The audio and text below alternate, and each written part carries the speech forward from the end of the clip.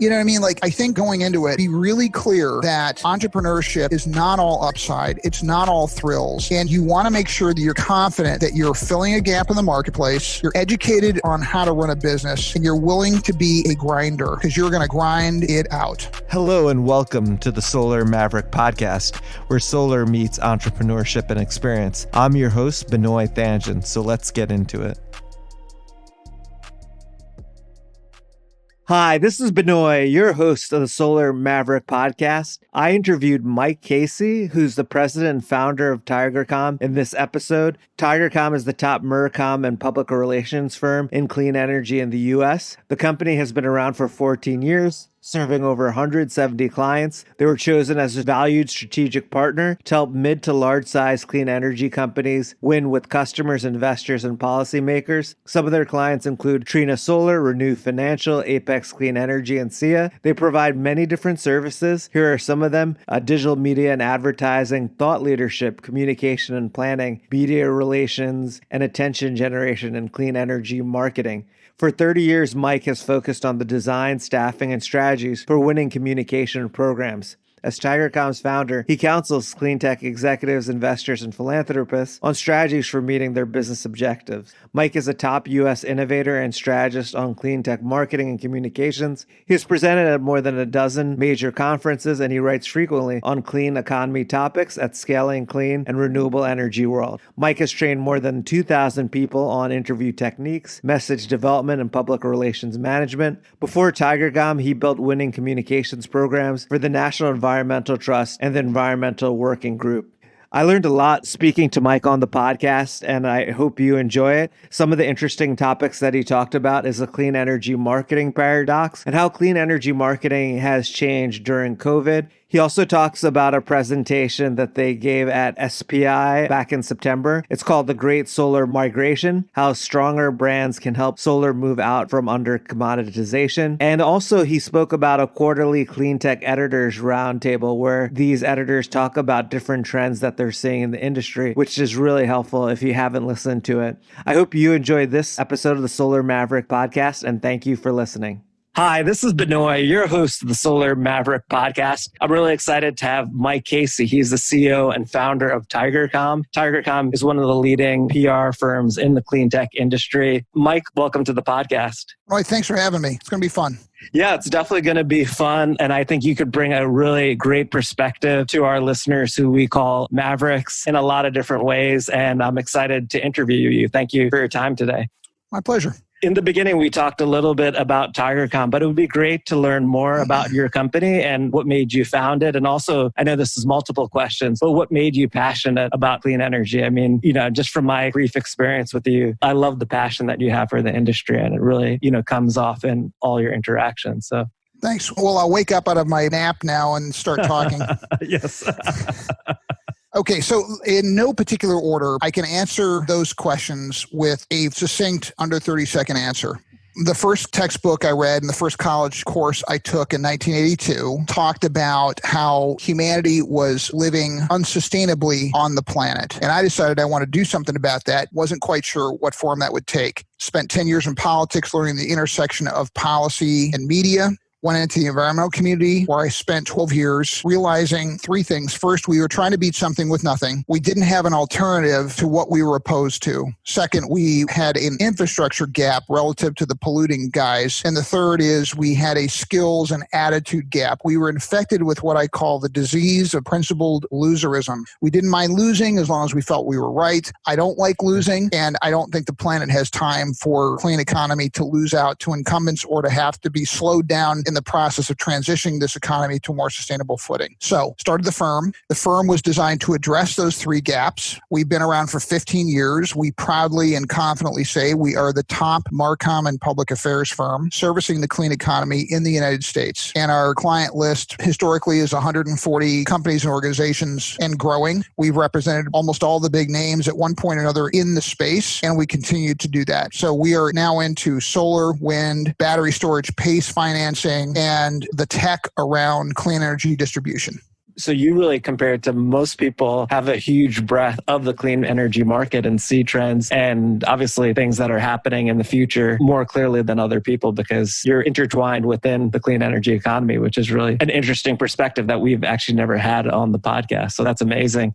I know you mentioned about what types of clients, but can you talk about also like qualities of clients? What sort of qualities that you look for with clients that you work for? I know you said you worked for over 140 companies, and I'm sure you're pretty exclusive with who you would want to work for. Can you talk about like the qualities that you're looking for when determining like an ideal client for you? Yeah, I think there are several main qualities we're looking for, but I think the initial gating requirement for us is compliance with what I call our 3D rule. No drama, no dysfunction, no dishonesty. In essence, it's the no asshole rule. So if you're a yeller, if you're a screamer, if you're an Elon Musk, we're not working for you because I'm just not putting up with your nonsense. Life is too short. I'm in my mid-50s. I buried enough friends to know that life is short. And that inflection happened around when I was 50 years old. 5-6 years ago, I realized, hey, you know what, it actually, our impact in the world and our ability to bring our skills to bear for the people who pay us to do that increases if we look for stylistic and attitudinal fits. And we're not that picky, except you have to be appreciably moving the needle on sustainability. 2, we do not provide execution-only services. We are a strategy and execution shop. So if you've got your plan figured out, you are going to find less expensive alternatives to just hand assignments to. We provide execution off well-designed, strategically focused plans that we've been contributing to help the client define its path from point A, where it is, to point B to where it should go. Apart from that, we're open. That's great. And that's huge because I feel like being in a service business, sometimes people take on, any client that's interested in working for them. So that's great that you have that and you're able to build the business even more because you're strategically on the same philosophies of doing business. So I think that's huge. That's amazing. Can you talk about some of like the services that you provide or kind of go into detail about that? You talk in very general, but it would be great to dive deeper and understand what are the different things that you do for your clients. The list of services that we don't provide is much shorter than the services that we do provide. So we're essentially a full service agency. They're compared to, I think, our closest competitor, which is Edelman. They're literally 200 times our size. So we're 15 people all around the country. There's 3,600 people all over the world. Mm-hmm. But the differences between an Edelman, an APCO, a Weber Shandwick, a Fleishman-Hillard, these big globals are severalfold. First, the PR industry has traditionally made a good chunk of its money off 3 lies. One of them is, I will come in and pitch you, but if you hire us, you don't get me. I'm long gone. You're going to hand it off to Junior Joe employee. Mm-hmm. It's called bait and switch on service level. And I'm just resolutely opposed to it. We are assiduously accurate about who a client will be working with. Number 2, we do not stray much outside of the clean economy. We've done some off-mission work. It's built some skills. We will still do that, but the only way we'll do that is if we're going to learn valuable things that we can bring back to our clean economy clients, because the story of the clean economy is accelerating momentum, dwindling time. And we just don't have a lot of time to take our eye off the ball, moving things from an unsustainable footing to a sustainable footing. And if some of your listeners are people who are institutional communicators that want to employ PR firms, here are 3 things to watch out for so you don't get ripped off, because you can get your pocket picked by PR firms very easily. And these 3 things are: 1, make sure that you know who's actually going to work on your account. PR firms make a lot of their money through bait and switch. It's a classic way to make a lot of money. I'm not saying all of them do. I'm saying many of them do.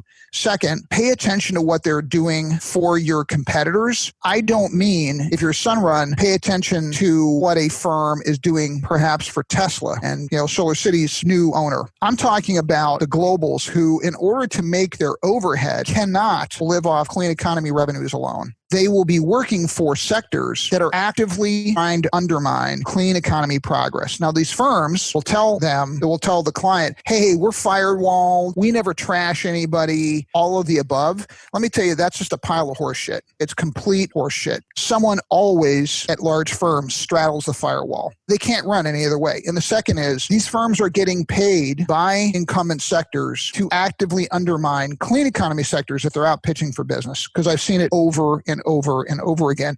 And no amount of gloss can change the color of that stain on the wall. Just can't. That's amazing perspective.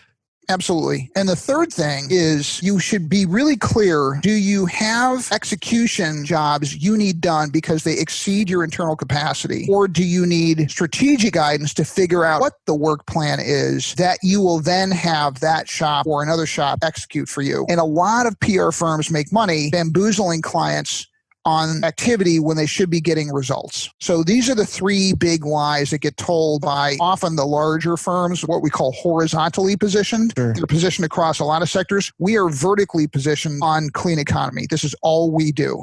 Yeah, that's interesting. I mean, can you talk about some of the stuff that you focus on with your clients? I know you said like the services that you provide are a lot more than services you don't provide, but can you give like maybe examples absolutely. Just for our audience to get a better idea? Obviously, you mentioned PR and you do strategy. This probably goes a little bit astray, but it provides important context and perhaps some value add for your listeners. 30 years ago when I was starting off, I don't know if you're able to see this dry erase board. Let's just try this here. You can stop me if it's too opaque. But PR, marketing, and advertising, these were three relatively distinct disciplines. Yes. What the internet has done is essentially converged them in a zone that is largely about content and search. Sure. Not exclusively. There are still some things that are mostly the domain of marketing firms or marketing professionals. There are many things that are still the domain of advertising firms. But the convergence is what's important because it has democratized the spectrum of professionals that can work at this intersection of content and search. And that's where we live. Mostly what we're doing for firms is helping them figure out most important outcome they're trying to support for the business, who is going to give it to them in terms of the audience, what we need to say about the company and executive or the product to get to that audience. And then we design the plan for how this client company can be attention worthy enough to secure the interests of that audience in what they have to say. And then we run the play. That will often take the form of some combination of digital media, social, web content, etc., and traditional legacy media, be it trades or business media. And then there's a bunch of things that get brought along with that. Speech writing, digital ads, Sure. mobile billboards. It really runs the gamut. But the core, where corporate communications is now happening, is really at this intersection.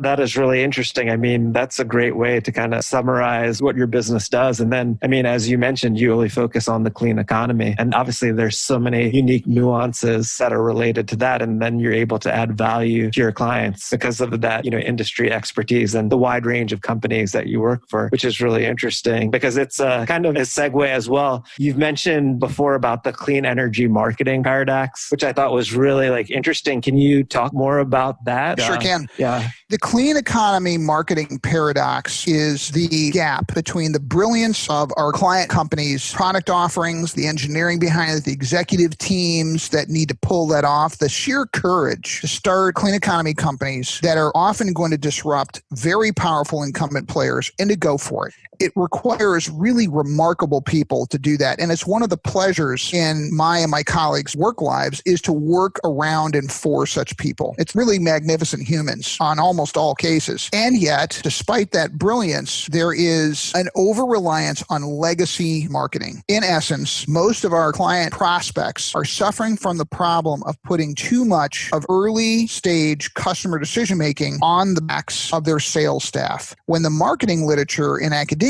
is showing increasingly that more and more of that early stage purchase decision is being made by customers, whether they're B2B or B2C, it's being made through online search and content. Sure. Before those customer prospects will take or make contact with the seller. So the challenge with the legacy approach is that you're putting the burden of early stage customer education on people who are being disqualified by customer information consumption habits from getting to the customer. It results in what we call the sixth email problem. Let's say that you're a prospect of mine. I know that only 3% of my prospects at any given time are ready to buy our services. 97% are not, and yet I need to stay engaged with you. If you're going to do something other than an impulse purchase, get a burger, stop at Caribou or Pete's. Yes. Whether you're going to go to Pete's or Starbucks is kind of an impulse purchase. But pretty much anything over that, let's say you're going to figure out how to buy this microphone. What are you going to do when you go shopping for the microphone you're using? What did you do?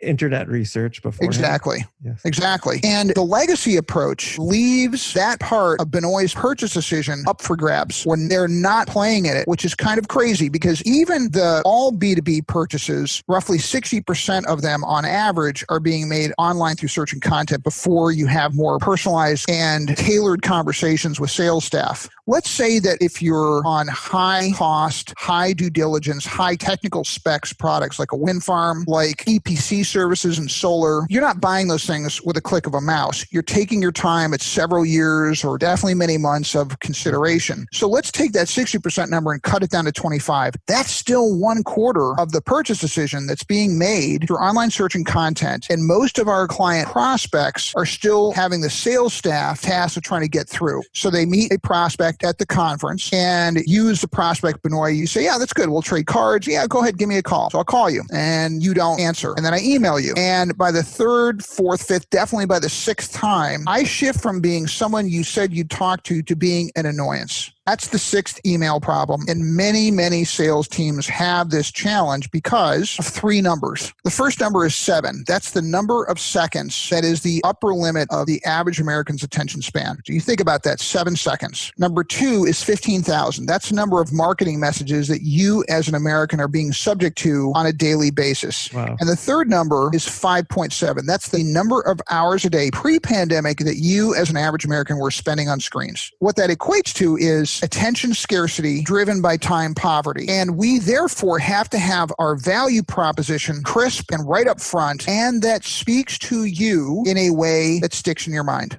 Yeah, I mean, that is so true. And I really appreciate you explaining. There's so much value from what you talked about. And it's interesting too, because you mentioned obviously pre-COVID, but I feel like during COVID or post-COVID, everything has completely changed. And it's more based on what you were saying, the intersection of basically PR, marketing, and advertising. Yeah, more time spent at that intersection. Yeah. Can you go a little bit into like how, I guess, you have adapted your business to help your clients during COVID? Obviously, it sounds like you've been an early adopter of marketing and PR and advertising the right way, for our customers' habits or potential customers' habits. Can you go a little bit into that as well? Well, I think your question perhaps could best be framed as how has our business changed with the pandemic? And the short answer is twofold. First, I'm not on planes, and that's a godsend because I never like getting on them anyway, not at the pace I was at. I don't mind a little travel, but business travel wears on all but the hardiest among us. Yes. And I agree. So now I'm prospecting through this platform that we're on as opposed to in-person meetings. The second thing is it has dramatically expanded the opportunity for insightful content to break through to people because people have a longer and more interrupted work day. The start and end time of their work has expanded to almost consume all waking hours with lots of interruptions for children and dogs and repair work on the house, et cetera, et cetera. That allows me to focus more on producing content that tells you as a prospect something useful and interesting about you that you didn't know before. Drawn from my expertise, speaking to your interests, that is insightful and useful. That's the difference between content, which the internet is awash in, and insight, which the internet is relatively scarce on. Definitely. That's a great point. And how do you suggest to make insightful content? That's something that's not easy to do, right? And there's a lot of content out there, as you said, that's just a waste of time. Yeah, it's a lot of pablum and box checking. Yeah. I think everybody has to find their own way from content to insight. But for me, the bar is really clear. Am I going to get, or can I get, a friend in the sector we're talking to respond to me with a high five on our pilot piece of content? For example, we're going to be coming out very shortly with a very deep, groundbreaking analysis on micromobility space. And we got feedback in advance from the heads of the corporate communications efforts at the two biggest market players, both of whom said what we had was really insightful and they learned something from it. If you can get there, you're in the zone. Hence, what we just talked about on the break, we take a look at those great solar migration slides. No one's ever done that before. So does it break ground and does it say something useful to your prospects? That is really insightful. Can you talk about I thought it was really interesting, like the great solar migration? Absolutely. This is drawn from a talk that is now posted at North American Smart Energy Week, which I think is misnamed. It should be North American Smart Energy 6 Weeks. Yes.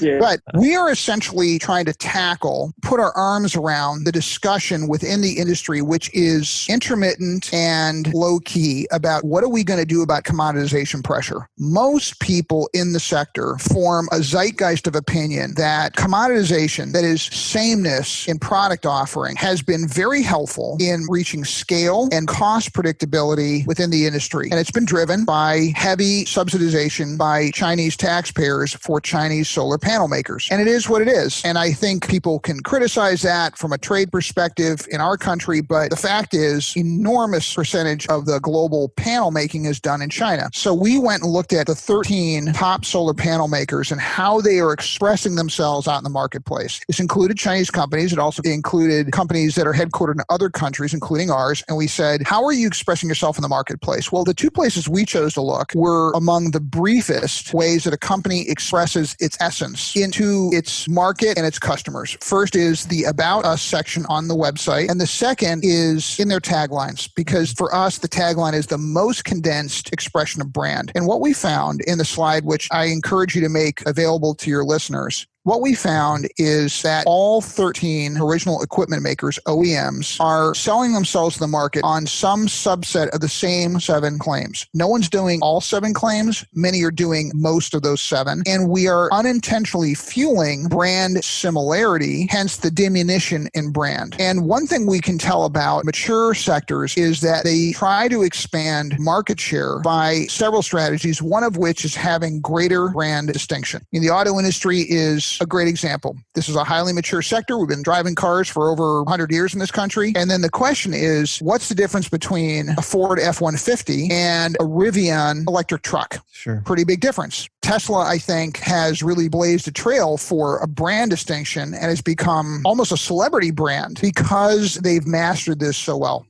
Yeah, definitely. It's interesting how Tesla has been able to market itself and, people know the brand. And if you look at it from a spend perspective relating to their marketing and advertising compared to like the automakers that have been around for a very long time, it's a lot less than what they're spending, but they're able to have that customer loyalty and excitement, when they release, which is pretty interesting. One of the things I wanted to ask you, being a thought leader, can you talk about how to become a thought leader, like suggestions that you might have for our audience? It's something that, I think about a lot as being a podcaster for the solar industry. It would be great to get your perspective. I think there's a lot of ways to answer that question, and there are almost as many parts to the answer to that question if one wants to be complete. I think for your listeners, I'll offer a few tenets, and that's about as best I can do here in a compact format. One of them is really take in what Richard Branson, the founder of Virgin Industries, said. Any fool can complicate something. It takes a master to simplify it. Can you bring mastery in the form of simplification to the area of the economy in which you are working and in which you are problem solving? Number 2, do you have enough internal insight to be able to communicate externally to your prospects things that are of use and they didn't know before? Clearing the bar from content to insight. I think if you can do those 2 things, you are set up to figure out the right pacing of content output for you. This episode of the Solar Maverick podcast is brought to you by Podcast Laundry, the podcast concierge service that I use to make sure that my listeners hear the best quality show. They do the dirty work of podcasting for me. Yes, graphics, quotes, show notes, master editing, and much more. All I have to do is record. So if you're a busy podcaster like me with an engaged audience and want to free up time to do more of what you love to do, like going to the gym or spending time with loved ones, go to podcastlaundry.com to schedule your consultation or call 347-871-8273. That's podcastlaundry.com or 347-871-8273. Thank you. Yeah, definitely. That's really helpful to understand that. Switching it up a little bit, you obviously started TigerComm, I guess, 15 years ago or 16 years ago. What made you become an entrepreneur, and what suggestions do you have for someone who's looking to get into entrepreneurship? We're seeing during the pandemic, a lot of people wanting to get involved in entrepreneurship, or their job status has changed and they want to do something entrepreneurial. Our podcast is about entrepreneurship as well. So it'd be great to get your perspective. I know you talked a little bit about what made you found the company, but it'd be great great to get more of your perspective on entrepreneurship. I think your listeners will find a few tips and questions from me to them more useful than my own journey. My own journey was born of a real passion for a world problem and deductively getting to the way in which I thought I could most effectively impact that which I cared about. And it just so happened that it was through starting a firm because no other like it existed. That said, here are my suggestions born of the mistakes I made. First, if you have not run your own business before, don't start it and then learn how to run your own business. Do some reading about the art and science of starting and running your own business.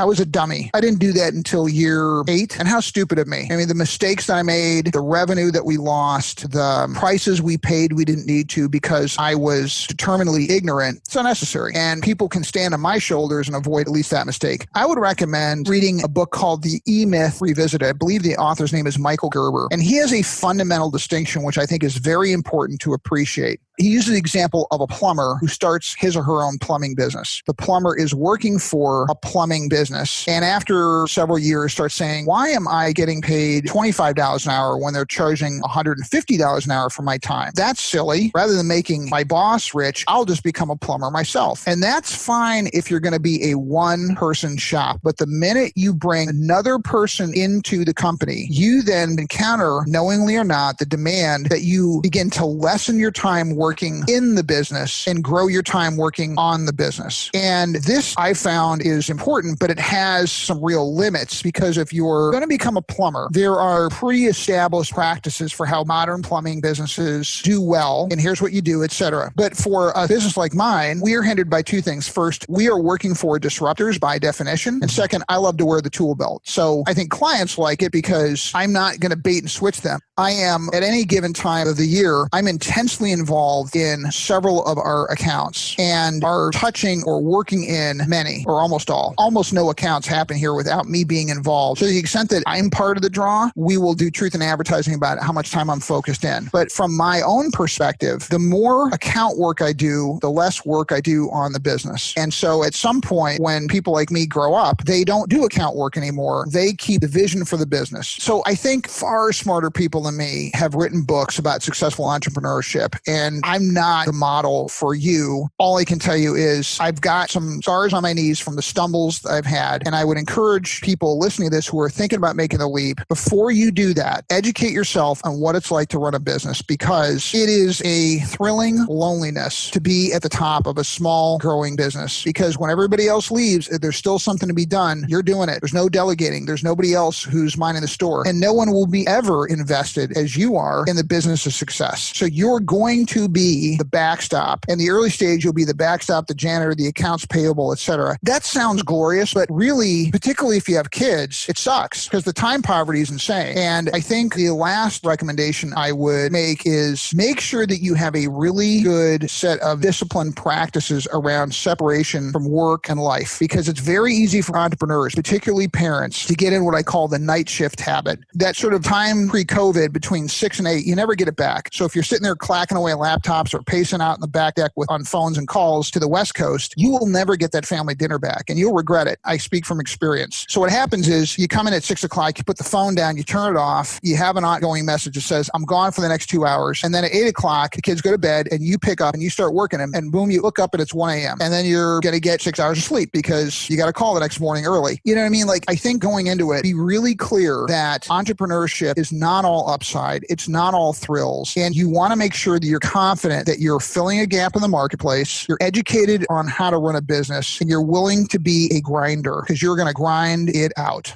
Yeah, I think those are all great suggestions, Mike. And I've read the book E-Myth Revisited, which is a great suggestion. So thank you for recommending. We'll have a link to it. Yeah. So I think borderline must read. I could kick myself in the butt for not reading that ahead of time. Yeah, it's really a great book and really kind of helped me understand, how to kind of think through things. So that's really helpful. And your suggestions, obviously, I think are great. Can you talk about your Clean Editors Roundtable? I think you did the second edition recently. Yeah, this is super thrilling.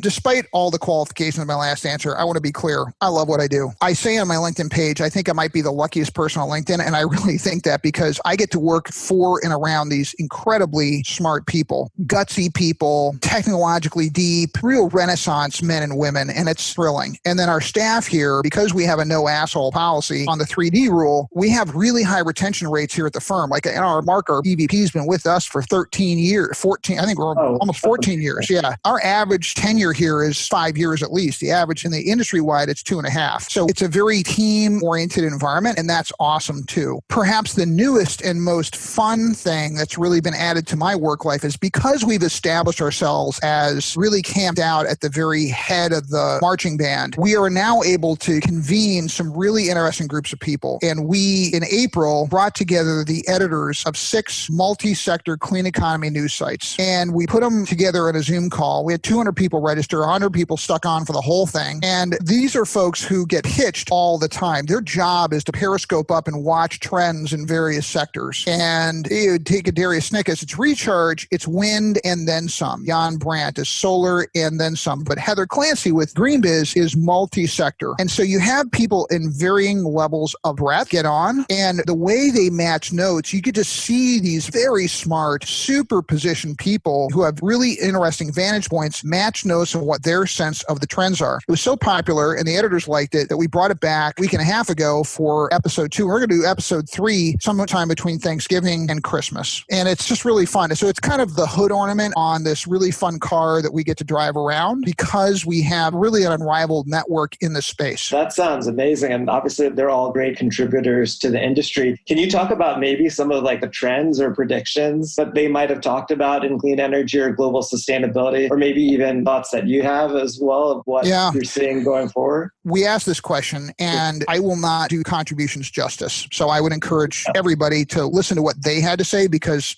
these are some very smart people. If people are interested in that, how do they get involved? Or is that like a... By the time you listen to this, it may be the second entry down. But if you go to our blog, if you search Scaling Clean TigerCom with 2 M's, you'll get to our blog, first entry, and then just look down. You'll see Clean Tech Editors Roundtable Episode 2. And I would encourage you to click on that. I'll send you the URL. You can put that in the show notes. What was really interesting was their prediction about how clean economy would emerge from the pandemic and recession, and what practices in American society would lend itself to a successful exit out of this very challenging time. Beyond that, I will not remember who made what really smart points, but I think that was one of the most interesting parts of the discussion. I think that's great. People could check it out. We'll obviously have the link in the show notes so that people could listen to. Did you want to also as well talk about the Forbes article that you wrote? I think that's pretty interesting, like to provide content to the listeners about that. And we'll have a link to the Forbes article as well if you want to talk about it. I recently penned a piece which got a fair amount of pass around, I think, in our LinkedIn circles. But essentially, it's pointing out that while the major clean economy trade associations were rightly focused on getting the very modest tax credits for wind and solar into these large stimulus bills, a bad thing happened. And we really got lucky that it didn't hit us hard. And it was this film by Michael Moore called Planet of the Humans, in which Michael Moore, he actually, I think, financially backed this film and was an executive producer, but he wasn't the director. But he had his hands on it. And essentially, this thing, it's a train wreck in a hot dumpster fire. Like, it's just a complete mess. It's what I call the smart guy's disease. One of the downsides in clean green circles, mostly green NGO thinking, is people who show up and think that they're the smartest people in the room and they got to bend over backwards to make sure that you know they're the smartest people in the room. So they say stuff that's flashy and contrarian, but it's also indicative of a dumb shit. And Michael Moore is exhibit A on this thing. Wrong, wrong, wrong, wrong. And smarter people than I did a takedown on this film, but essentially I'm making the case. This is a film that got 9 million views. As of this conversation, he's got plus 9 million views. And our response from the associations who are charged with largely defending the commercial and reputational momentum of clean economy sectors was almost a whisper. I note, and I want to note now as well, they had another really important urgent priority, and they were 100% focused on that, and their priorities were correct. What I'm making the case for is we do not have standing crisis communications capacity to defend these sectors from broadsides like this film. In a piece that's going to be coming up, that's a companion piece, I go back in time and note a history of these big, major, ugly broadsides that hit us that actually have significant policy and commercial impact on these sectors. And that is not an accident. That is a cause of smart issue management, it's a term in our line of work for long-term threat exacerbation or threat mitigation by deep-potted incumbent players. Sure. And I think there's a pattern here, and we keep being unready because we don't fund infrastructure. We engage in a fair amount of magical thinking, and we're too short-term focused in the way that we fund our own public case making. That's so huge. I think you mentioned this as well. Like most people are looking what they could get from their lobbying groups, meaning like the solar, wind, energy lobbying groups, but not really how we could collectively impact and make change, which I think you referred to in the other podcasts that I've heard in the past, which is pretty interesting because obviously, certain types of gas or coal lobbyists have a lot of,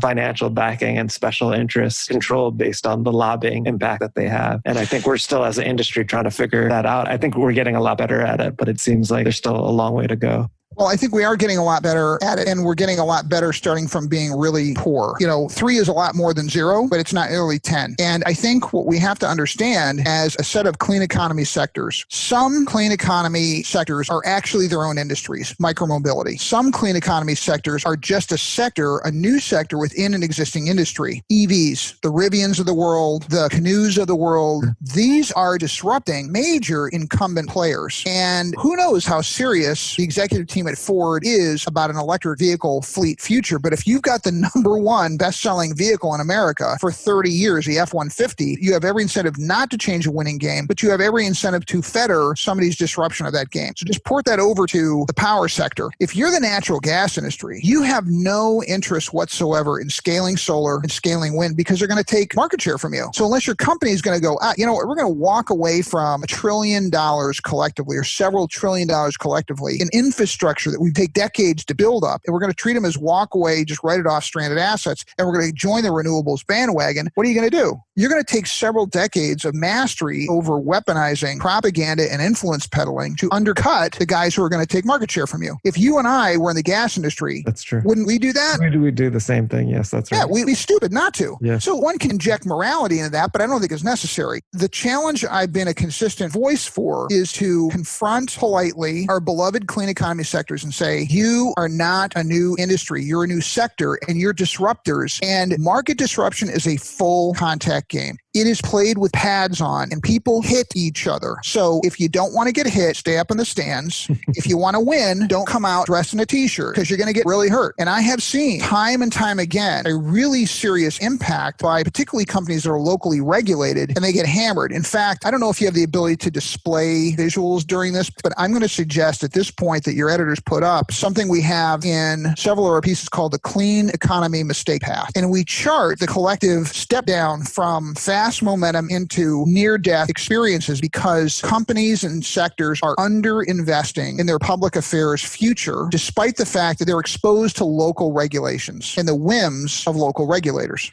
Yeah, that's a huge point. And I think that's like something that's, been an issue for some time. And I don't think companies appreciate how much it's an investment to put, money into public affairs. They think of it more as a cost center in a sense. It's more to enable opportunities as well. So I think that's great. It's a growth protection center, not a cost center. You see it as a cost center, and then what happens is you think small ball, and you're always rating it, and you never want to invest, and you're doing it grudgingly, and you assign the staffer to go sit on the association board, and then you run around for the next 5 years complaining that your association's not doing enough for you. It's a little bit of my dad used to joke, it's kind of a Marine attitude. The beatings will continue until the morale improves. And it's just like, I'm not saying associations are perfect and that our associations are perfect, but I tell my kids, if you bite your tongue, do not complain there's blood in your mouth. Yeah. If you underfund your own future, don't whine that your future didn't turn out the way you wanted it to. Take control or leave it up to the market gods and suffer the consequences. That is great insights. And this is a totally separate question. I know like jiu-jitsu has been a large part of your life. Can you talk about how that's impacted you and what made you interested in the sport? I know you've also competitively done jiu-jitsu as well, Brazilian jiu-jitsu. So thanks for asking. It remains a big part of my life. And I joke that I have a life and a half. You know, my secret half-life is that I'm a really avid Brazilian jiu-jitsu practitioner. I guess I'm on a hiatus right now while my kids are in high school on competing. But my plan is once my boy leaves the house in 3 years, I'm going to go back to competing internationally. But I was drawn to jiu-jitsu for the reason that I stay in jiu-jitsu because it's one, it's highly addictive. Two, it is when you stay with it even 6 months, you begins to get a mindset, which is to combines high proactivity with strategy with what we call gameness. You know, it's an old saying, it's not the size of the dog in the fight, it's the size of the fight in the dog. But sort of take this out of like combative language and just put it into more practical terms. Jiu-jitsu is great ongoing training for solving thorny problems. And what we know for your listeners who are thinking about starting businesses, if you face a problem, the odds are that your problem is cumulative and multi-source. And we call it rolling. When you're sparring, we call it rolling in jiu-jitsu. Very often you get in compromised positions that looks like you're going to lose, you're going to have to tap out, you're going to get submitted, which means you're going to get choked or joint locked. And there's very seldom can you make one move and get out. Often it's very gradual unwinding of your problem and advancing to a better position. And jiu-jitsu gives you calm, it gives you problem solving ability, and it teaches you that you are never done until the match is over.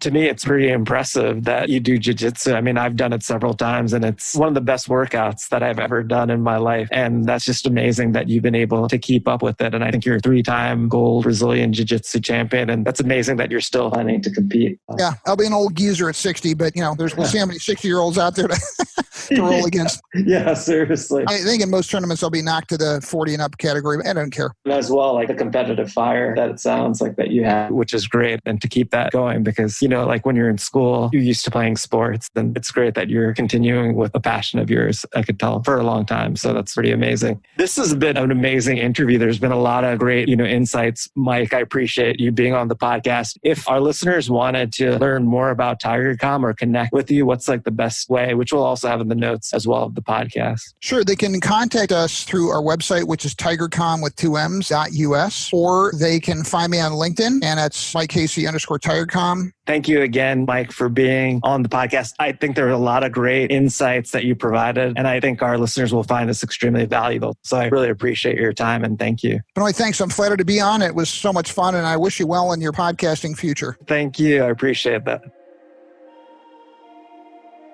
Thanks for listening to the Solar Maverick Podcast. The Solar Maverick Podcast is brought to you by Renew Energy. We're a solar development and consulting firm. If you believe that this podcast is adding value to you, please give us a 5-star review and share with those that you think could benefit from this information. Please email all questions, suggestions, and feedback to info@renewenergy.com. That's info@reneuenergy.com. The Solar Maverick Podcast is produced by Podcast Laundry and executive produced by Benoit Thanjan and Kevin Y. Brown.